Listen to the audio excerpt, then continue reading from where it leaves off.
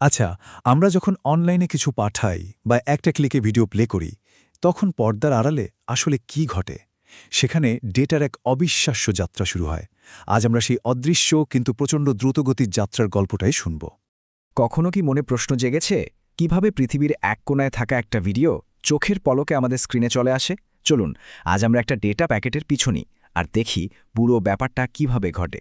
চলুন তাহলে একদম শুরু থেকে শুরু করা যাক। আমাদের ডেটাকে এই লম্বা যাত্রায় পাঠানোর আগে তাকে কিন্তু পদার্থবিজ্ঞানের ভাষায় কথা বলতে শিখতে হবে। দেখুন, ডিজিটাল ডেটা মানে তো শুধুই ১ আর ০র একটা খেলা। এই ১ আর ০ নিজে নিজে কোথাও যেতে পারে না। একে বিদ্যুৎ বা আলোর মতো বাস্তব কোনো সিগন্যালে পাল্টে ফেলতে হয়, যেটা আসলেই ভ্রমণ করতে পারে। আর এই পাল্টে ফেলার কাজটাকেই বলে এনকোডিং। শুরুতে আমাদের ডেটা দেখতে ঠিক এরকমই, বাইনারি কোডের একটা সাধারণ সারি। কিন্তু ভাবলে অবাক হতে হয়, এই সাধারণ 1 আর 0-র উপরেই কিন্তু পুরো ডিজিটাল দুনিয়াটা দাঁড়িয়ে আছে।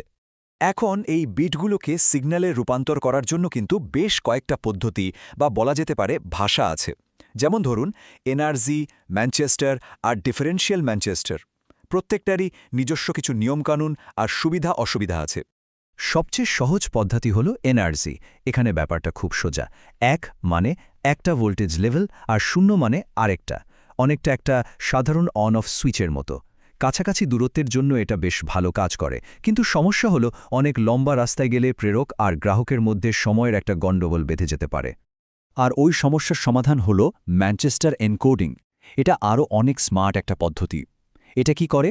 এটা সিগন্যালের মধ্যেই টাইমিংয়ের তথ্যটা ঢুকিয়ে দেয়। মানে প্রত্যেকটা বিটের মাঝখানে ভোল্টেজ একবার করে বদলায়। ফলে প্রেরক আর গ্রাহকের মধ্যে সময়ের হিসাবটা একদম ঠিকঠাক থাকে, আর ডেটা ভুল হওয়ার সম্ভাবনাও অনেক কমে যায়। বেশ, আমাদের ডেটা প্যাকেট এখন এনকোড হয়ে যাত্রার জন্য একদম তৈরি। এবার পালা হলো রাস্তা বেছে নেওয়ার। কোন পথে যাবে আমাদের এই ডেটা?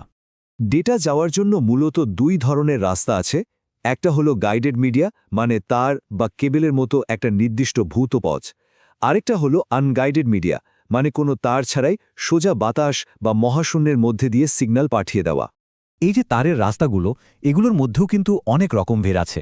যেমন পুরানো টেলিফোন লাইনের টুইস্টেড পেয়ার কেবল, আমাদের বাসার কেবল টিভির কোঅ্যাক্সিয়াল কেবল, আর আছে অপটিক্যাল ফাইবার, যা আলোর গতিতে ডেটা পাঠায়। এটাকে তো ইন্টারনেটের স্নায়ুতন্ত্রই বলা চলে। আর অন্য উপায়টা হলো কোনো তার ছাড়াই সিগন্যাল পাঠানো। আমাদের ওয়াইফাই থেকে শুরু করে রেডিও, টিভি, মোবাইল নেটওয়ার্ক, এমনকি বিশ্বজুড়ে স্যাটেলাইট কমিউনিকেশন, সবকিছুই কিন্তু এই আনগাইডেড মিডিয়ার উপর ভর করে চলে। এখানে একটা মজার ব্যাপার আছে। আমাদের এই ডেটা প্যাকেটটা কিন্তু প্রায় কখনোই একা একা ভ্রমণ করে না। তাকে এই ইনফরমেশন হাইওয়েটা আরও লক্ষ লক্ষ ডেটার সাথে শেয়ার করতে হয়। এখন এত ডেটা একসাথে গেলে তো জট লেগে যাওয়ার কথা, তাই না? এখানেই আসে মাল্টিপ্লেক্সিংয়ের ভূমিকা। এটা হলো ইনফরমেশন হাইওয়ের ট্রাফিক ম্যানেজমেন্ট সিস্টেম, যা এই ডিজিটাল ট্রাফিক জ্যামটাকে সামলায়। মাল্টিপ্লেক্সিংয়ের কাজটা আসলে খুব সহজ কিন্তু দারুণ কার্যকর। প্রথমে অনেকগুলো ডেটাকে একসাথে মেশানো হয়, তারপর একটা মাত্র তার বা মাধ্যম দিয়ে সবগুলোকে একসাথে পাঠিয়ে দেওয়া হয়, আর সবশেষে গন্তব্যে পৌঁছানোর পর সেগুলোকে আবার আলাদা করে ফেলা হয়। এভাবেই কিন্তু একটা মাত্র কেবেলের মধ্যে দিয়ে লক্ষ লক্ষ মানুষের ডেটা একই সময়ে আসা যাওয়া করতে পারে। এর একটা দারুণ উদাহরণ হলো ফ্রিকোয়েন্সি ডিভিশন মাল্টিপ্লেক্সিং বা এফডিএম। ব্যাপারটা অনেকটা রেডিওর মতো। প্রত্যেকটা রেডিও স্টেশনের যেমন আলাদা ফ্রিকোয়েন্সি থাকে, এখানেও প্রত্যেকটা ডেটা সিগন্যালকে একটা নিজস্ব ফ্রিকোয়েন্সি বা চ্যানেল দিয়ে দেওয়া হয়, ফলে একটা আরেকটার সাথে ধাক্কা খায় না। তো মূল ব্যাপারটা হলো, এই হাইওয়ে শেয়ার করার অনেকগুলো উপায় আছে।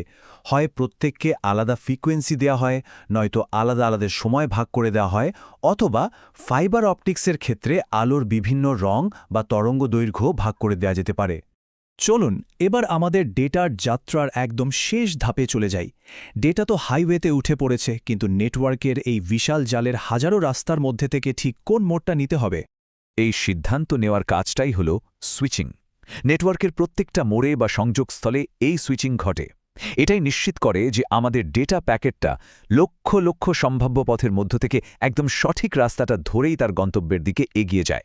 সুইচিংয়ের মূলত ৩টে প্রধান পদ্ধতি আছে: সার্কিট, প্যাকেট আর মেসেজ। পুরনো দিনের টেলিফোন সিস্টেম চলত সার্কিট সুইচিংয়ে, যেখানে কলের জন্য একটা পুরো লাইন উৎসর্গ করা হতো। কিন্তু আজকের ইন্টারনেট চলে প্যাকেট সুইচিংয়ের ওপর, যা অনেক বেশি স্মার্ট আর কার্যকর।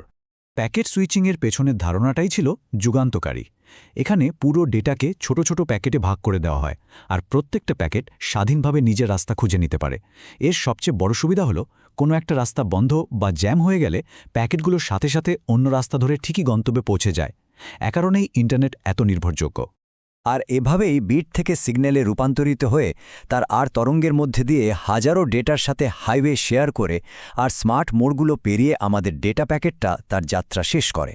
চোখের পলকে ঘটে যাওয়া এক অবিশ্বাস্য যাত্রা। আমরা আজকের আলোচনাটা একটা প্রশ্ন দিয়ে শেষ করতে চাই। আমাদের এই পুরো ডিজিটাল বিশ্বটা কিন্তু ডেটার এই ভৌত যাত্রার উপরেই নির্ভর করে টিকে আছে।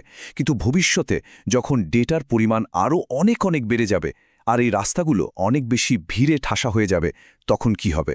ধন্যবাদ।